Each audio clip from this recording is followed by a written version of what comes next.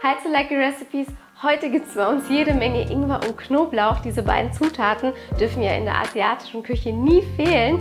Deshalb zeigen wir euch heute, wie wir die Ingwer-Knoblauchpaste herstellen und wie ihr sie am besten lagert. Wenn ihr unseren Kanal schon länger kennt, dann wisst ihr, Ingwer-Knoblauchpaste ist eine essentielle Zutat in vielen indischen Gerichten, besonders in den Restaurantklassikern.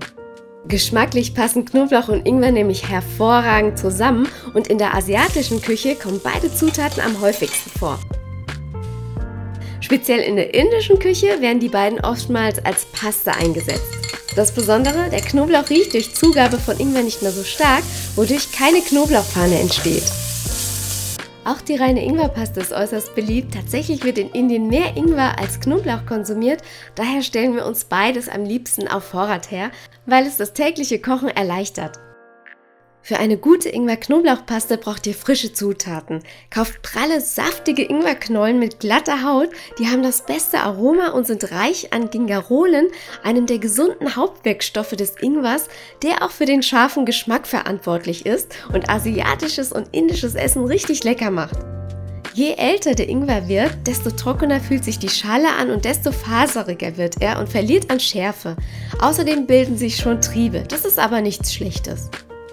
Hier habe ich noch eine alte Ingwerknolle und hier sieht man schon, die ist ganz schön faserig und an den Seiten wird sie schon ein bisschen grün und hier wächst sogar was Neues raus. Ich habe tatsächlich noch nie versucht, Ingwer selbst zu pflanzen, soll aber ganz gut funktionieren, habe ich gehört.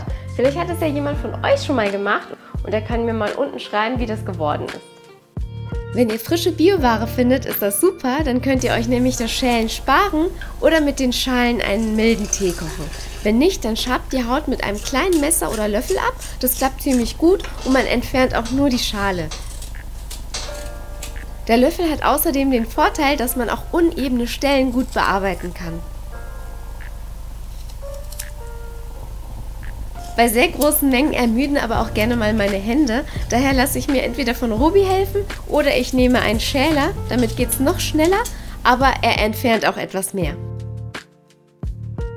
Das übliche Mischverhältnis der Knoblauch-Ingwer-Paste ist 50-50. Auch der Knoblauch sollte möglichst prall sein und nicht so alt, da er einen sehr strengen Geruch hat. Um eine größere Menge Knoblauch zu schälen, hilft es ihn mit dem Mörser leicht zu zerstoßen, so öffnet sich die Schale und man bekommt die Zehen einfacher heraus.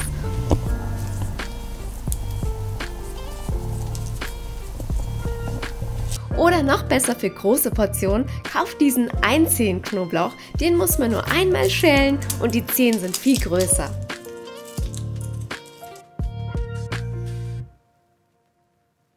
Jetzt zeigen wir euch, wie man aus den Zutaten eine Paste herstellt und wie man sie am besten lagert.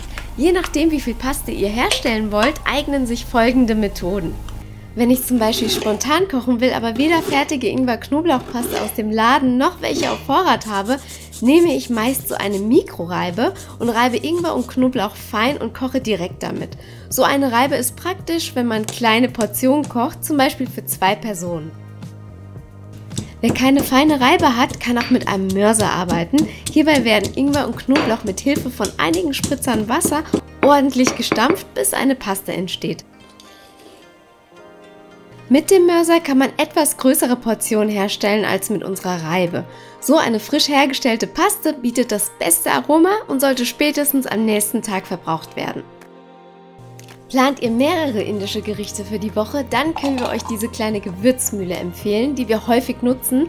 Die hat einen extra Aufsatz für Pestos und darin kann man richtig feine Pasten herstellen. Hier habe ich nur Ingwerpaste hergestellt, sogar mit Schale und es hat wunderbar geklappt. Ihr dürft nur nicht zu viel Wasser in den Mixer geben, sondern wirklich nur einen kleinen Schuss. Die Paste sollte auch deshalb nicht so wässrig sein, weil sie beim Kochen nicht so spritzt.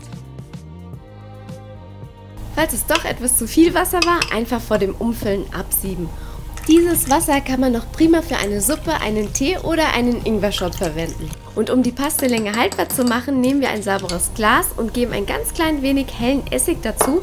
Achtung, keine Essigessenz und vermengen es mit einem neutralen Speiseöl. Bedeckt auch die Oberfläche mit Öl, sodass da keine Luft dran kommt. Wenn man Knoblauch in der Paste verarbeitet hat, wird er sich aufgrund des Essigs etwas ins Bläuliche verfärben. Aber keine Sorge, das kann man noch essen. Unsere reine Ingwerpaste sieht aber auch noch nach 2 Wochen gut aus, da verfärbt sich nichts. Weil wir mehrmals die Woche mit Ingwer-Knoblauchpaste kochen, stellen wir am liebsten noch größere Mengen auf Vorrat her. Hierfür benutzen wir unseren großen Küchenmixer. Auch hier gilt, einen kleinen Schuss Wasser dazugeben, damit sich alles schön mixen lässt.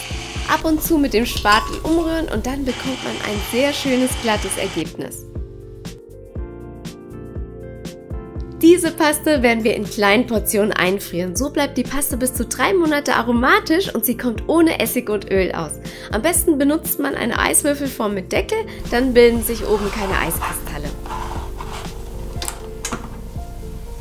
So habt ihr Ingwer-Knoblauchpaste jederzeit in praktischen Würfeln zur Hand und könnt viel schneller und einfacher all unsere leckeren Rezepte nachkochen. Also macht sie nach, empfehlt unseren Kanal weiter und dann sehen wir euch beim nächsten Video. Tschüss!